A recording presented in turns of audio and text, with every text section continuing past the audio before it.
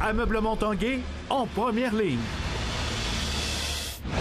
Aujourd'hui, à l'Esprit sportif, Michael Grenier prend goût au podium en série GT World Challenge Europe. On a une très bonne saison, puis je dirais que l'équipe fait un très bon travail là, pour s'ajuster à tous les changements. À 13 ans seulement, Vincent Rivard roule en série Sportsman. C'est le fun de vouloir aller vite puis de vouloir pousser ses limites. Et on roule en ski au Centre national Pierre-Harvey. Pour être bien honnête, je pense que c'est comme un des meilleurs sports à faire durant la pandémie.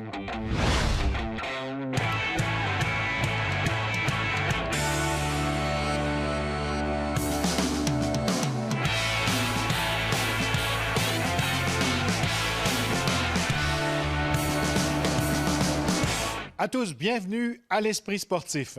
Pilote de l'écurie suisse Emil Frey Racing, Michael Grenier de Stoneham en est à sa deuxième saison au volant d'une Lamborghini dans la prestigieuse série GT World Challenge Europe. Il complétera bientôt sa saison en pleine confiance, lui qui vient d'inscrire récemment des podiums.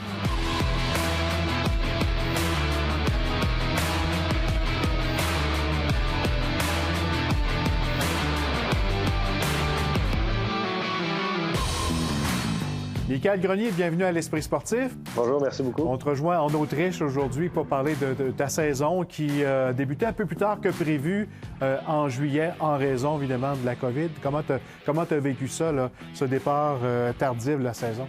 Ben, c'est sûr que ça a été un début de saison assez particulier. Nos essais pré-saison avaient été arrêtés assez d'un coup sec, mais bon, depuis le mois de juillet, ça n'arrête pas beaucoup.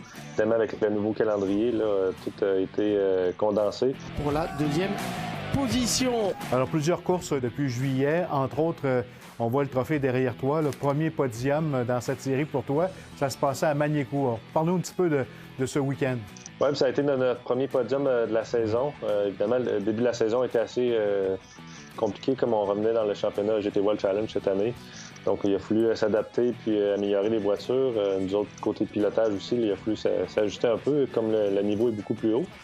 Mais je vous dirais que depuis le week-end du Nürburgring, là, mais surtout de Magny-Cours, où on a eu notre premier podium, là, on a fait un grand pas par en avant, surtout avec les ajustements de la voiture. Puis je vous dirais que depuis ce week-end-là, on est constamment dans la bataille pour le podium. C'est lors d'une course en soirée, je pense, que tu es monté sur la deuxième marche du podium. Oui, exactement. Le week-end de Magny-Cours, c'était un week-end sprint, donc c'est deux courses dans le week-end d'une heure. Puis c'est dans la course de samedi soir, là, qui était notre première course de soir cette année. C'était assez particulier aussi, que c'était la première fois au circuit Magny-Cours, donc c'était un beau podium avec une belle ambiance. C'était la première course de la saison qui avait des spectateurs aussi, même si c'était un nombre limité, là. Donc c'était un week-end très satisfaisant. Michael Grenier. Parce que tu arrives d'un week-end à Barcelone où tu es monté deux fois sur le podium. On peut dire que c'est un week-end presque parfait pour toi et ton équipe, là. Ça a été un très, très bon week-end, je dirais, surtout pour l'équipe. On a réussi à faire la pole position pour la course 1. Donc, ce week-end, il y avait trois courses sprint. C'est une des nouveautés du nouveau calendrier pour essayer de faire toutes les courses possibles cette année. Puis, dans la première course à Barcelone, on a terminé premier, deuxième pour l'équipe. Deuxième position pour nous. Évidemment, on était un peu déçus de notre côté parce on menait la course jusqu'aux trois quarts de la course, mais on a dû changer de position avec nos coéquipiers qui se battent pour le championnat. Donc, c'était un beau travail d'équipe, mais pour l'équipe, c'était un très, très bon résultat. D'ici la mi-novembre, il reste encore quelques courses. La plus importante, selon toi, elle s'en vient, là, les 24 heures de Spa. Oui, bien, les 24 heures, c'est la plus grosse course de l'année. Évidemment, c'est une course de 24 heures, donc c'est très difficile pour les pilotes, pour l'équipe, pour la voiture aussi. Évidemment, normalement, cette course-là a lieu au mois de juillet. À Spa-Francorchamps, les températures changent souvent beaucoup. Même au mois de juillet, on a souvent de la pluie, surtout durant la nuit. Donc là, comme la course est fin octobre, j'imagine que ça va être assez difficile. On a fait des essais là il y a 2 semaines pour se préparer, puis on a vraiment eu le droit à toutes les cocktails météo possibles. Donc ça va être un gros challenge de ce côté-là. Ça va être un nouveau challenge aussi, parce que la nuit va être très longue. On devrait avoir 12 heures de course de nuit là, environ. Il va y avoir une soixantaine de voitures au départ, là, donc ça va être un gros challenge. Il reste encore combien d'épreuves d'ici la fin de la saison? Il nous reste seulement 2 épreuves, donc les 24 heures qui s'en viennent là, dans une semaine et demie. Puis ensuite, 2 semaines plus tard, on aura une course de 6 heures en France au circuit Paul Ricard. Mais évidemment, là, présentement, on est vraiment 100% focus sur le 24 heures qui s'en vient. Le Québécois, regardez, déboîte. En fait, il essaye de dépasser Oscar Tounro, mais ils prennent un peu trop tard. Ça aurait été une saison très, très différente des autres, très condensée, très intense. La fatigue là-dedans, tu la sens un peu, là? Ben, c'est sûr que là, c'est mon premier week-end de libre en 3 semaines. Donc, j'ai eu 3 courses en 3 semaines, dont une course aux États-Unis, en plus des essais qu'on a fait en milieu de semaine à Spa-Francorchamps pour les 24 heures. Donc, c'est assez difficile, mais d'un autre côté, je ne veux pas me plaindre parce qu'on est très chanceux de pouvoir continuer notre saison là, malgré tout ce qui se passe présentement dans le monde. Puis, évidemment, là, ce week-end, je vais en profiter pour me reposer pour être prêt pour les 24 heures. Tu es présentement avec l'équipe Emil Frey Racing. Je connais pas ton niveau de contrat avec l'équipe, mais est-ce qu'on commence déjà à se préparer pour la prochaine saison? Évidemment, là, on est comme dans le rush de fin de saison avec le 24 heures qui s'en vient, donc c'est pas vraiment le moment de parler de ça, mais tout ce que je sais, c'est que les choses regardent bien pour l'année prochaine. On a eu une très, très bonne saison cette année. Moi, personnellement, même si les résultats ne montent pas nécessairement toujours, parce qu'on a eu quelques malchances, là, c'est une de mes meilleures saisons personnellement, donc je suis pas trop inquiet pour la saison prochaine. Après la pause, un jeune pilote de Québec sur les traces de Raphaël Lessard.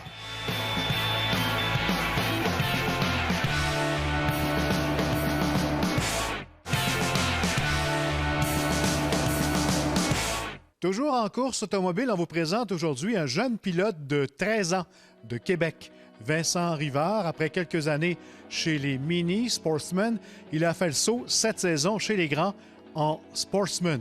Stéphane Turcot l'a rencontré. C'est dans le petit bolide rouge que Vincent a commencé sa carrière en Mini Sportsman. Et cette saison, il a fait le saut dans le gros bolide, à 13 ans seulement. Ça répondait plus, là. Ça voulait avancer. Sans surprise, Vincent Rivard était le plus jeune pilote de la série Sportsman cet été, luttant même contre des adversaires aussi âgés que 69 ans. Il vient de me féliciter parce que il trouve que je peux quand même faire ma place là-dedans. Bien, il n'y a pas de faveur à avoir pour personne rendu dans des classes comme ça. Tu dois faire tes classes, tu dois monter dans une classe comme ça et apprendre à te faire respecter par les autres pilotes. Non, d'emblée, je voulais pas que Vincent fasse de la course automobile. Moi, je travaille en réadaptation, puis je voyais comme tout le danger potentiel que tu vas avoir derrière ça. Sa mère, Véronique, était contre l'idée au départ et encore plus lorsqu'il a fait le saut en Sportsman.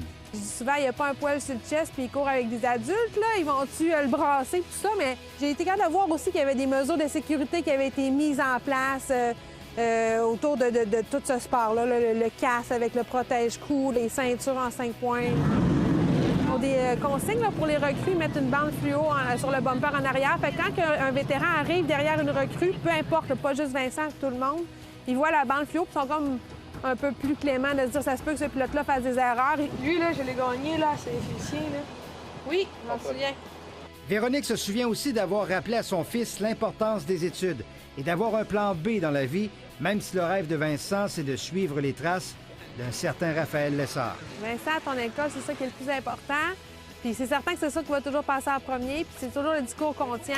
Et lui aussi a son plan B. Devenir ingénieur en mécanique automobile, dans les moteurs, là, puis dans les réglages de voitures de course. Bref, en autant qu'on retrouve un bruit de moteur.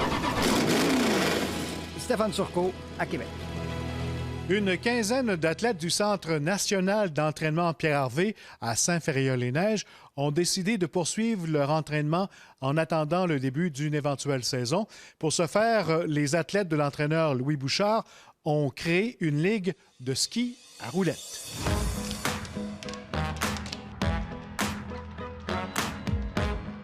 Asphalte, roulettes et ski. C'est simple. Pour être bien honnête, je pense que c'est comme un des meilleurs sports à faire durant la pandémie. Pandémie, pas pandémie, course, pas course. Moi, je suis sur mes skis, je m'entraîne. Hop! C'est l'entraîneur Louis Bouchard qui a eu l'idée d'ajouter un incitatif à la période d'entraînement hors saison. Il a fallu s'ajuster tout l'été. On a mis en place avec des gens qui nous ont aidés un circuit régional, mais au moins nos athlètes, une chose est sûre, c'est qu'on change des choses puis on modifie des choses pour être certain qu'ils soient motivés.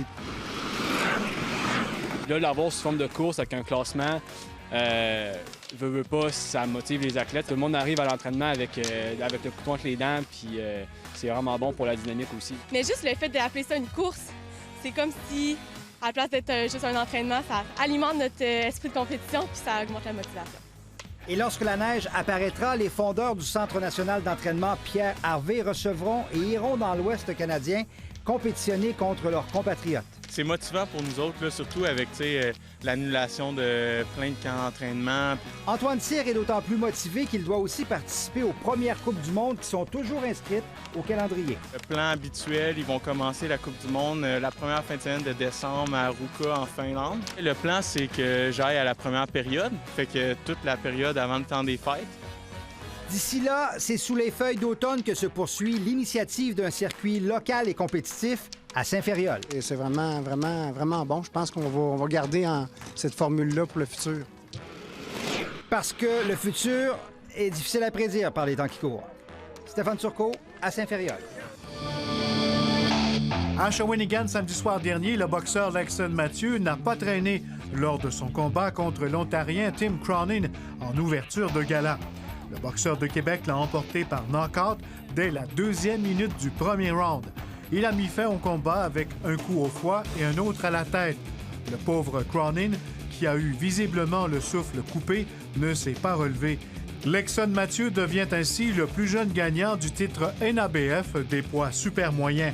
Avec cette ceinture, le protégé de François Duguay pourrait s'approcher au top 15 de l'IBF en raison de l'inactivité de plusieurs boxeurs aux 4 coins de la planète. Voilà qui complète l'Esprit sportif pour aujourd'hui. Passez une bonne fin de soirée. On se retrouve demain. Bye bye tout le monde.